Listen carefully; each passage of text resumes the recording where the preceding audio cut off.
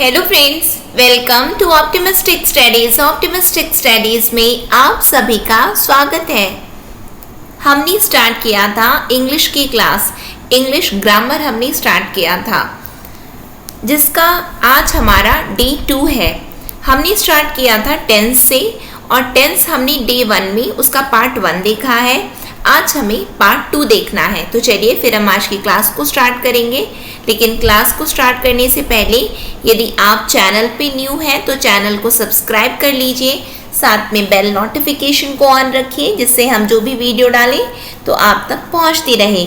साथ में यदि क्लास आपको अच्छी लगे तो ज़रूर लाइक कीजिएगा, ज़्यादा से ज़्यादा लोगों तक शेयर भी ज़रूर कीजिएगा। तो चलिए फिर हम आज की क्लास को स्टार्ट करते हैं। सबसे पहले तो हम ये जान लें कि ये जो इंग्लिश ग्रामर की क्लास है जहाँ पे हम टेंस देख रहे हैं, तो आपके ये किन किन एग्जाम्स में आपकी हेल्प करने वाली है। तो ये आपके सभी ऑल कॉम्पिटिटिव एग्जाम्स में आपको हेल्प करेगी। ऑल कॉम्पिटिटिव एग्जाम्स जैसे कि यदि आप जिस भी फील्ड का एग्ज़ाम दे रहे हैं, चाहे जैसे कि अभी बात है, चाहे हम छत्तीसगढ़ शिक्षक भर्ती की बात करें, उसमें आपका इंग्लिश व्याख्याता, इंग्लिश लेक्चरर में ये आपको हेल्प करने वाला है, क्योंकि उसमें तो आपका पूरा 100 नंबर का आने वाला है। फिर उसके बाद में बाकी जो पोस्ट है, बाकी में भी आपको इंग्लिश पढ़ना ही है, तो उसमें ये हेल्प करेगा।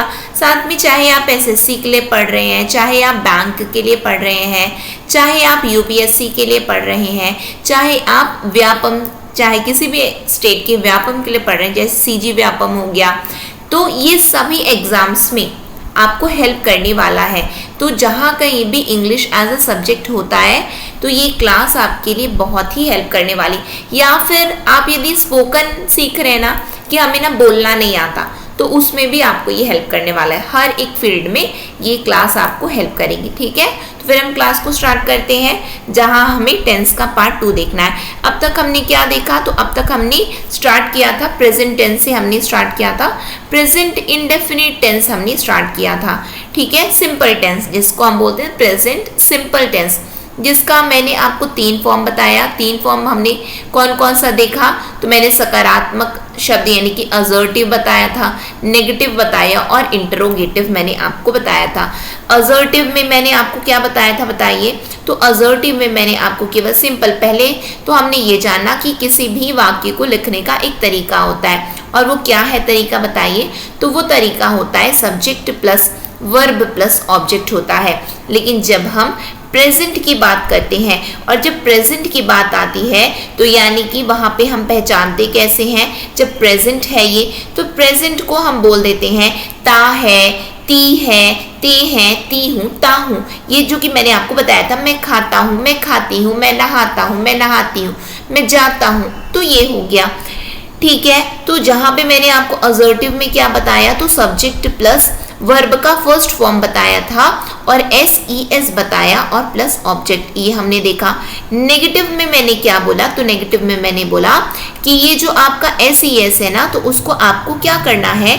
नेगेटिव में इसको उठा करके आपको वहां पे डू डज यानी कि सब्जेक्ट करना है, प्लस हेल्पिंग वर्ब लेना है, और हेल्पिंग वर्ब में डू डज ले लिए, और क्या ले लेंगे?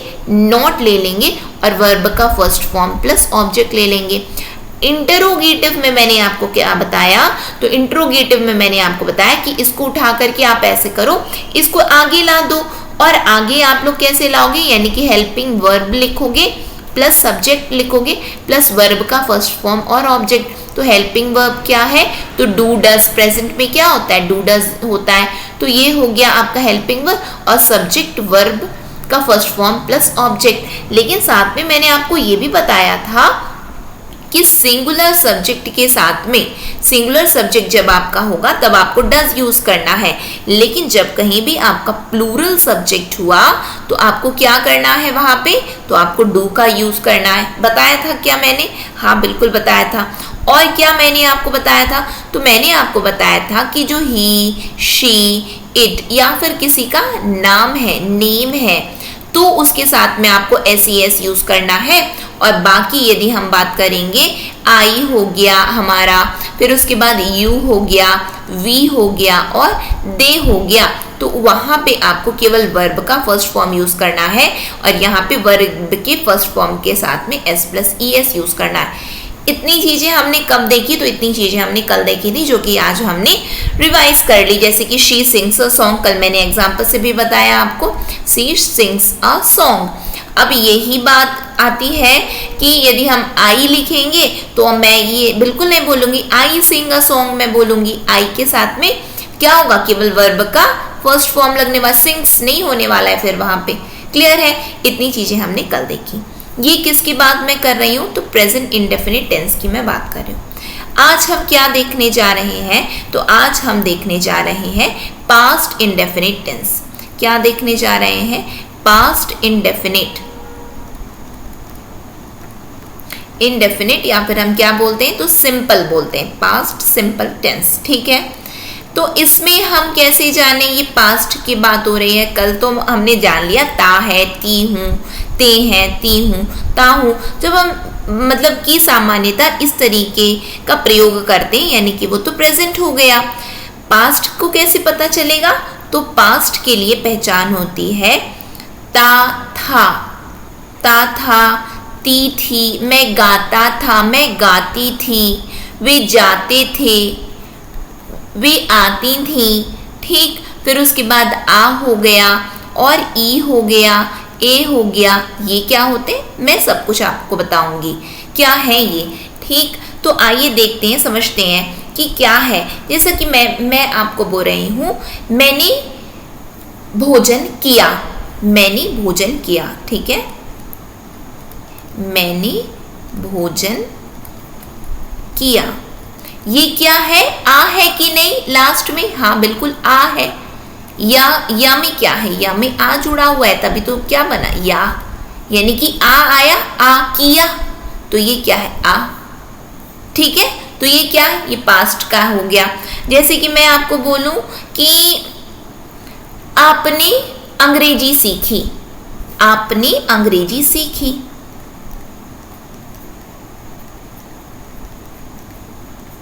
आपने अंग्रेजी सीखी, तो यहाँ पे क्या यूज हो रहा है, खा में। ये देखिए ये क्या है, तो खा में ई है, तो क्या बना, खी बना ना, सीखी, तो ये वाला ई हो गया। ठीक, इसका मतलब ये क्या है, ये पास्ट है। अभी मैं केवल बता रही हूँ कि पास्ट क्या है, भूतकाल क्या है। आप कैसे जानते हैं, हम कैसे हम बिल्कुल जान रहे हैं, हमने बचपन से पढ़ा है, लेकिन मैं ये मान करके चल रही हूँ हम एकदम फ्रेश सीख रहे हैं और हमें चीजें एकदम क्लियर हो रही हैं। ठीक है, तो ये हो गया फर्स्ट, ये हो गया सेकेंड। अब जैसे कि ए की बात आती है तो हम बोल देते हैं कि बच्चे स्कूल गए, बच्चे स्कूल गए, वे स्कूल गए। ठीक है, तो यहाँ पे हम मान करके चलते हैं वे स्कूल गए, गए तो हो गया गए, हो गया ना गए, ए आ गया, यानी कि ये ए आ गया आपका। ठीक है, तो ये क्या हो गया, ये यहाँ पे मैं जाता था, मैं जाती थी, मैं पढ़ता था, मैं पढ़ती थी, वे जाते थे, वे आते थे। ठीक है, वे आती थी। तो इस तरीके के जो शब्द हो जाते हैं, ये थे हैं, थी नहीं है, थे है ना। तो इस तरीके के जितने भी ये शब्द हैं, तो हम क्या बोलेंगे, अच्छा ये तो पास्ट है। अब एक एक करके आइए हम इनको समझते हैं कि हम इनको बना कैसे सकते हैं। तो इनको बनाने के लिए भी, जैसे कि कल सिंपल वो जो ये जस्ट ये पेज देख लीजिए, आई होप आपने स्क्रीनशॉट लिया होगा, नहीं लिए हो तो स्क्रीनशॉट लेने की आवश्यकता नहीं, सब कुछ, क्योंकि एग्जाम में क्या जाता है, स्क्रीनशॉट जाते हैं क्या, बताइए हमारे साथ, नहीं तो क्या जाता है, हमारा ब्रेन जाता है। तो हमें बैठाना कहाँ पे, लिखना कहाँ पे, तो दिमाग में चीजें लिखनी है हमें। ठीक, लेकिन नोट्स भी चाहिए, तो नोट्स के लिए कॉपी पेन उठाइए और लिखते जाइए साथ में। ऐसा अटेंड करना है कि हम क्लास अटेंड कर रहे हैं, ये नहीं कि टाइम पास कर रहे हैं। टाइम पास करोगे तो टाइम पास ही होगा आपका। आपको पढ़ने के लिए क्यों चैनल विजिट क्यों पढ़ने के लिए क्यों ना, तो बिल्कुल पढ़ो उसको, है ना। तो यहाँ पे क्या है, हम आते हैं, देखते हैं कि इसको हम अब कैसे बना सकते हैं। ठीक, इसको पहले मैं थोड़ा सा रब करूंगी।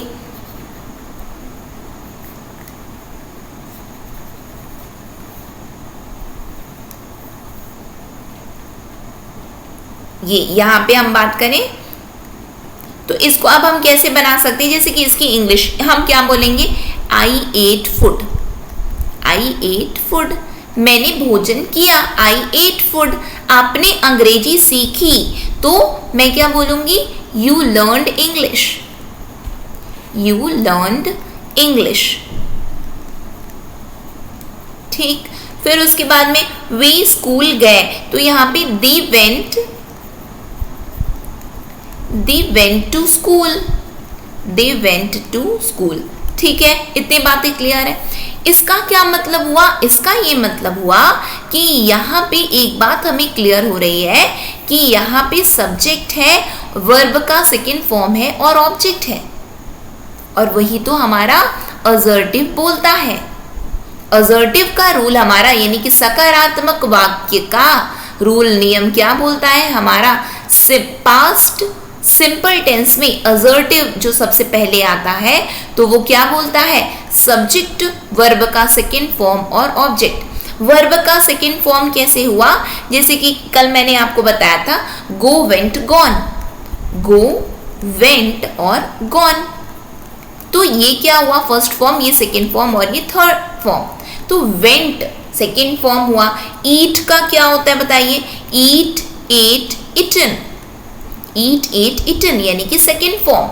तो यहाँ पे मैंने क्या लिखा है? यहाँ पे मैंने सेकंड फॉर्म लिखा है। लर्न का क्या होता है? Learn, learn, learn. लर्न का क्या होता है? लर्न का लर्नड, लर्नड होता है। और क्या होता है? तो ये भी होता है।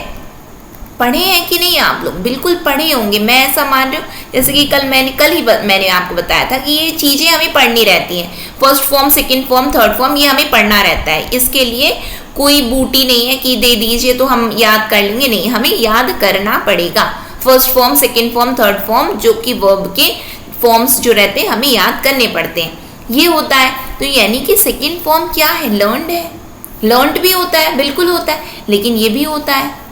ठीक है, समझ में आया? इतनी चीजें क्लियर है। इसका मतलब कि यहाँ पे हमें चीजें क्लियर हो गई कि हमें सकारात्मक वाक्य बनाना है पास्ट में, भूतकाल में, simple tense, simple past tense की यदि हम बात करेंगे तो वहां पे क्या होगा? सब्जेक्ट प्लस वर्ब का सेकेंड फॉर्म और ऑब्जेक्ट होगा।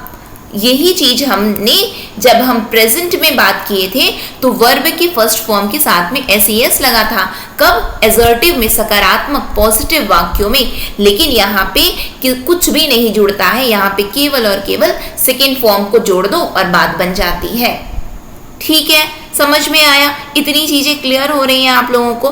फिर उसके बाद में फिर यदि हम बात करेंगे इसी का, ये तो असर्टिव हो गया, पहला तरीका हो गया। फिर असर्टिव के बाद में बताइए क्या आता है? सकारात्मक के बाद में आता है नकारात्मक वाक्य, नेगेटिव सेंटेंस। नेगेटिव सेंटेंस की बात यदि हम करेंगे, यानी कि नेगेटिव पास्ट सिंपल टेंस की बात करेंगे तो क्या आएगा हमारा? तो यहाँ पे रूल हमारा क्या हो जाएगा? तो यहाँ पे हमारा रूल बनेगा subject plus helping verb. Helping verb क्या हो जाएगा वो भी मैं बताऊंगी, पढ़े होंगे लेकिन फिर भी बताऊंगी। Plus not. नॉट हमेशा नकारात्मक वाक्यों का सूचक होता है।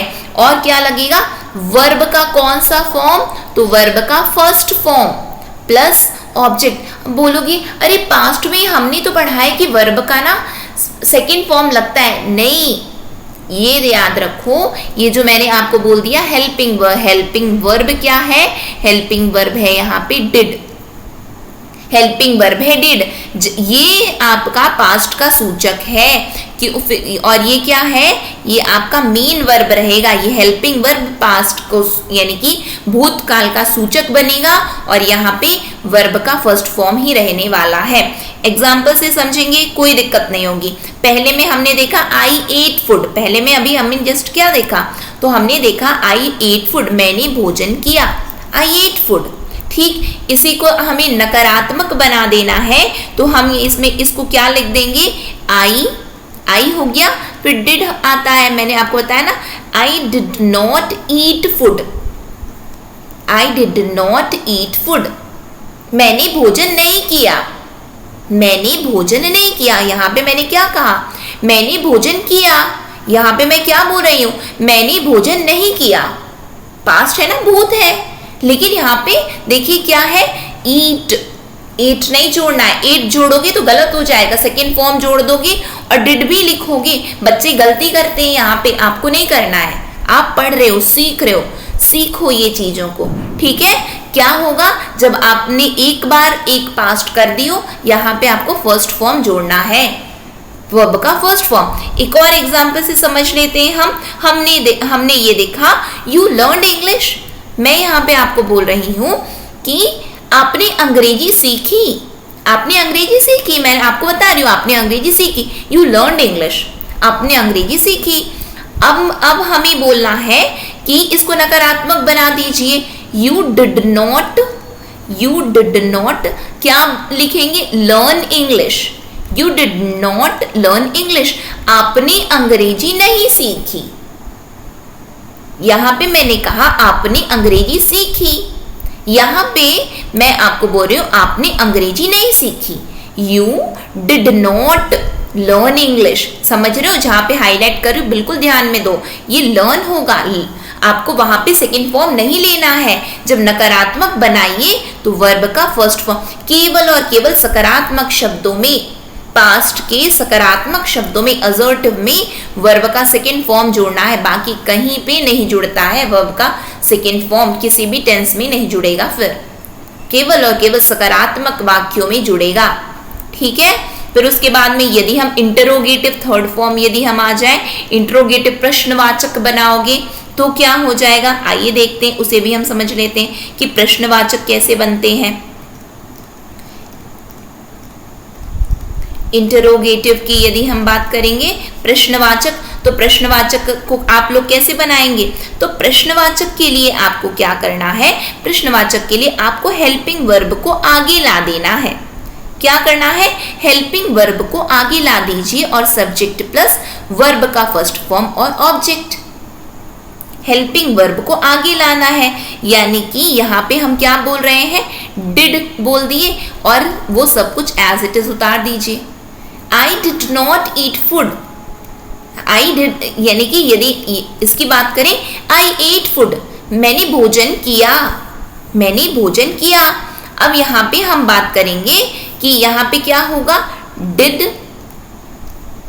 आई eat food, did I eat food, क्या मैंने भोजन किया, क्या मैंने भोजन किया, डिड आई ईट फूड, बताइए, समझ रहे हैं आप लोग, ये क्या होगा, ये आगे जोड़ देना है, बाकी सब्जेक्ट। यहाँ पे मैं आपको क्या बताना चाहती हूँ, वर्ब का फर्स्ट फॉर्म बताना चाह रही हूँ, डिड आई ईट फूड, समझ में आया, यू डिड, ये फिर उसके बाद क्या था, सकारात्मक, क्या था, सकारात्मक था, आपने अंग्रेजी सीखी, प्रश्न करना है हमें, तो प्रश्न में हम क्या बोलेंगे, did you learn English, did you learn English, बताइए, डिड यू लर्न इंग्लिश, क्या आपने अंग्रेजी सीखी, क्या आपने अंग्रेजी सीखी। यहाँ पे मैं आपको बोल रही हूँ आपने अंग्रेजी सीखी, यहाँ पे मैं आपको क्या बोल रही हूँ, प्रश्न कर रही हूँ, क्या आपने अंग्रेजी सीखी, डिड यू लर्न इंग्लिश। यहाँ पे क्या है, लर्नड नहीं जोड़ना है, एट नहीं लिख देना वर्ब का, याद रखो, फिर से बोल रही हूँ, केवल और केवल भूतकाल के सकारात्मक वाक्यों में, यानी कि केवल और केवल सिंपल पास्ट में आपको सेकेंड फॉर्म जोड़ना है। बाकी जब आप नेगेटिव बना रहे हो, बाकी जब आप इंटरोगेटिव जोड़ रहे हो, तो आपको वर्ब का फर्स्ट फॉर्म लेना है, लेकिन उसके साथ में आपको हेल्पिंग वर्ब ले लेना है, हेल्पिंग वर्ब आपको डिड लेना है, तब जाकर के आपका जो वाक्य होगा वो सही होगा। और एग्जामिनर यहीं से प्रश्न करते हैं, क्योंकि वो बहुत अच्छे से जानते हैं ना कि बच्चों को कंफ्यूजन कहाँ हो रहा है, उनको पता है, चीजें क्लियर हो रही हैं, आप लोगों को समझ में आया, ठीक है। फिर उसके बाद में इसका एक और तरीका होता है प्रश्न करने का, ये प्रश्न सूचक है ना, ये प्रश्नवाचक वाक्य है, इसका एक तरीका होता है, ये तो डिड हो गया, ये तो हेल्पिंग वर्ब से हमने बना लिया, लेकिन WH फैमिली के साथ में यदि हम बनाना चाहें तो क्या होगा। WH फैमिली क्या होती है, WH फैमिली होती है जैसे कि वॉट, वाई, वेन, ये सब क्या है, WH फैमिली है, ठीक है। जैसे कि वॉट हो गया, वेन हो गया, फिर उसके बाद होम हो गया, वेयर हो गया, ठीक। तो ये सब क्या है, WH फैमिली इनको बोलते हैं, ये सब कौन है, ये WH फैमिली है, ठीक है। तो इनके साथ में यदि हमें बनाना है तो रूल क्या बोलता है हमारा, तो रूल हमारा बोलेगा तो हमें क्या करना है कि क्वेश्चन वाला जो है, यानी कि जो भी आपको क्वेश्चन वर्ड जो आप लेने वाले हो, क्वेश्चन वर्ड ले लो, फिर उसके बाद में हेल्पिंग वर्ब लोगे, फिर उसके बाद में सब्जेक्ट लोगे। सब्जेक्ट के साथ में आपको फिर क्या लेना है, यदि हम नकारात्मक बना रहे हैं, यदि हम नकारात्मक बना रहे हैं, मान के चलिए यदि हम नकारात्मक यानी कि प्रश्नवाचक नकारात्मक बना रहे हैं तो क्या होगा, तो यहाँ पे नॉट जोड़ दीजिए, तो नॉट जोड़ दीजिए और क्या होगा, वर्ब होगा। वर्ब कौन सा, ये हेल्पिंग वर्ब है तो यहाँ पे मेन वर्ब लगेगा, मेन वर्ब लगेगा, यानी कि मेन वर्ब मतलब वो वर्ब का फर्स्ट फॉर्म के साथ में जुड़ेगा और यहाँ पे ऑब्जेक्ट। एग्जाम्पल से समझेंगे, ये तो केवल रूल है, समझ में नहीं आया हमें कोई दिक्कत नहीं है, आएगा ना, कैसे नहीं आएगा। जैसे कि मैं आपको बोलूं कि लिख करके एक बार बताती हूँ, है ना।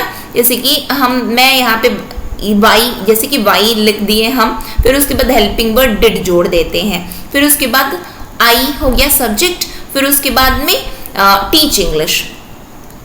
Why did I teach English, why did I teach English. मैं अंग्रेजी क्यों पढ़ाती हूँ, मैंने अंग्रेजी क्यों पढ़ाई, या फिर ये इसका होगा मैंने अंग्रेजी क्यों पढ़ाई, पढ़ाती हूँ नहीं हो जाएगा, वो तो फिर प्रेजेंट में हो जाएगा। मैंने अंग्रेजी क्यों पढ़ाई, why did I teach English. यहाँ पे मैं लिख भी देती हूँ, मैंने अंग्रेजी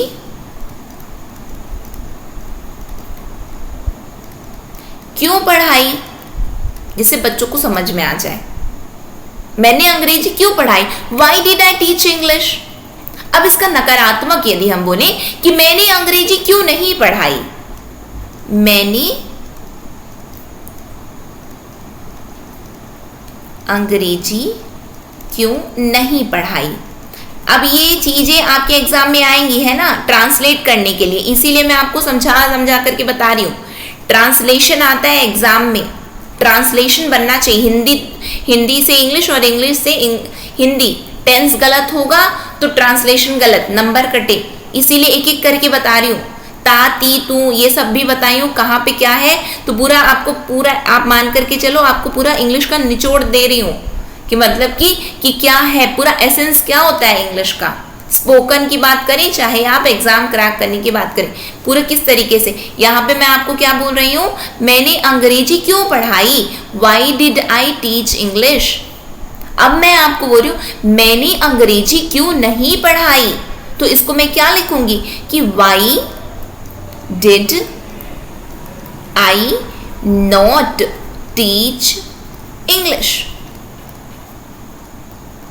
why did I not teach English. But यहाँ पे आपने अक्सर सुना होगा कि डिडंट होते हैं, डिडंट होते हैं, ये डिडंट क्या होते हैं, तो डिड प्लस नॉट होता है, डिड प्लस नॉट होता है। जैसे कि डोंट सुने होगे ना, डोंट, तो डोंट मतलब क्या होता है, डू प्लस नॉट होता है।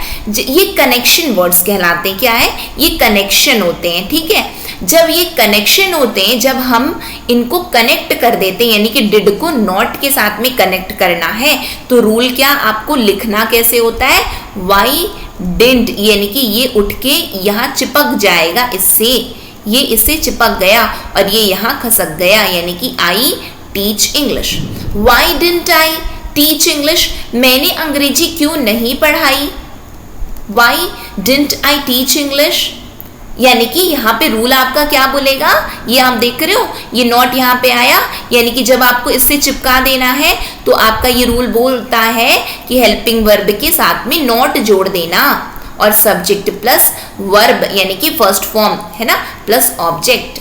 मैं आपको यहाँ पे ये भले ही ये कौन है, ये पास्ट है, ये पास्ट टेंस है, लेकिन देखो क्या लिखा है, टीच लिखा है। अब आपको दिमाग में क्या आ रहा है, टॉट क्यों नहीं लिखा है, टॉट नहीं होगा बच्चे, टॉट नहीं होगा वहां पे। क्यों नहीं होगा, क्योंकि हम एक तो पहले से यूज कर रहे हैं, ये सिंपल प्रेजेंट नहीं है, सॉरी ये सिंपल पास्ट नहीं है, ये क्या है, ये तो पहली बात ये नकारात्मक और प्रश्नवाचक है।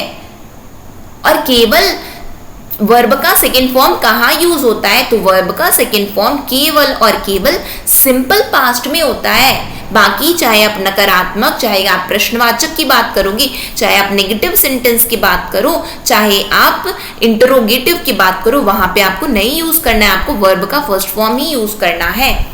ठीक है, तो देखो ये हेल्पिंग के साथ में नॉट जुड़ा, तो जब हम कनेक्ट करेंगे तभी ऐसा रूल बन जाएगा, ये कनेक्शन का रूल है, तब नॉट हेल्पिंग वर्ब के साथ जुड़ेगा, अदरवाइज ये अलग ही रहेगा। ठीक है, बातें समझ में आ रही है, क्लियर हो रही है। यहाँ पे पास्ट, क्या पास्ट सिंपल टेंस समझ में आया है, पास्ट इंडेफिनिट टेंस समझ में आया? यहाँ पे यदि समझ में आया है तो बिल्कुल कमेंट सेक्शन में कमेंट करके आप लोग मुझे बताएंगे कि हाँ हमें चीज़ें समझ में आ रही हैं, फिर हम क्लासेस को कंटिन्यू रखेंगे, क्योंकि आपकी ओर से जब मुझे ना रिस्पॉन्स मिलेंगे तो हम बिल्कुल क्लासेस को कंटिन्यू रखेंगे और बिल्कुल अच्छी तरीके से हम तैयार, अदरवाइज मुझे पता नहीं चल पाएगा ना कि बच्चों को समझ में आ रहा है कि नहीं आ रहा है। ठीक है, तो फिर आज की क्लास को हम यही पे एंड करेंगे, जहाँ पे हमने कल जो पढ़ा था उसको भी रिवाइज किया है, देख लीजिए, जो हमने पढ़ा उसको भी हमने पहले रिवाइज किया, फिर उसके ये हमने रिवाइज किया, फिर उसके बाद हमने स्टार्ट क्या किया, हमने पास्ट से स्टार्ट किया। पास्ट का मैंने आपको पहले सिंपल पढ़ाया, फिर मैंने आपको नेगेटिव पढ़ाया, फिर मैंने इंट्रोगेटिव पढ़ाया, फिर मैंने आपको ये बताया कि जब हम WH फैमिली को यूज कर लेते तब रूल क्या बन जाता है, और WH फैमिली के साथ साथ कब हम जब नकारात्मक प्रश्नवाचक है तो वो भी मैंने बताया, प्रश्नवाचक है तो वो भी मैंने आपको बताया। ठीक है, तो यहाँ पे हमारा पास्ट इंडेफिनिट कंप्लीट होता है। नेक्स्ट में क्या करेंगे, तो नेक्स्ट में बता दूं क्या, फ्यूचर भी आप लोगों को साथ में छोटा सा है, क्योंकि फ्यूचर ज्यादा बड़ा नहीं है, फ्यूचर को भी बता देती हूँ। नहीं, ऐसा करती हूँ कि फ्यूचर को कल पढ़ लेंगे, फ्यूचर को हम लोग कल पढ़ लेंगे। ठीक है, तो आज के सेशन को फिर हम यहीं पे एंड करेंगे, नेक्स्ट सेशन में फिर हम मिलेंगे। नेक्स्ट सेशन तक के लिए optimistic learning, thank you for the session. जय हिंद, जय भारत। अच्छा लगा हो तो ज़रूर लाइक कीजिएगा, ज़्यादा से ज़्यादा लोगों तक शेयर ज़रूर कीजिएगा, क्योंकि मुझे लग रहा है कि आप लोग शेयर नहीं कर रहे हो, क्योंकि जब तक आप शेयर नहीं करोगे तो लोगों को पता नहीं चलेगा, क्योंकि पता है बच्चों को पता ही नहीं है कि इंग्लिश ईजी है, इंग्लिश बहुत इजी है, बस ना हमें ना कभी वैसी गाइड नहीं मिल पाया, हमें कोई वैसा पढ़ा नहीं पाया। English is a very easy language है, भाषा है, तो सीखनी तो पड़ेगी, लेकिन इंग्लिश इजी है। जब हम किसी चीज़ को इजी मानेंगे ना तब वो हमें इजी लगेगी। यदि हम मान के चलेंगे अरे बहुत हार्ड है, हमसे नहीं हो पाएगा, कैसे नहीं हो पाएगा, कैसे नहीं हो पाएगा, बिल्कुल हो पाएगा। आपको बस बनी रहना है ऑप्टिमिस्टिक स्टडीज के साथ में। ऑप्टिमिस्टिक स्टडीज के साथ में यदि हो तो कभी भी नकारात्मक नहीं सोचना है, अभी हमेशा अच्छा ही सोचना है आप लोगों को, सब कुछ हो पाएगा। ठीक है, इसी के साथ मैं आज के सेशन को एंड करूंगी, नेक्स्ट सेशन में मिलेंगे। नेक्स्ट सेशन तक ले optimistic learning, thank you for the session. जय हिंद, जय भारत।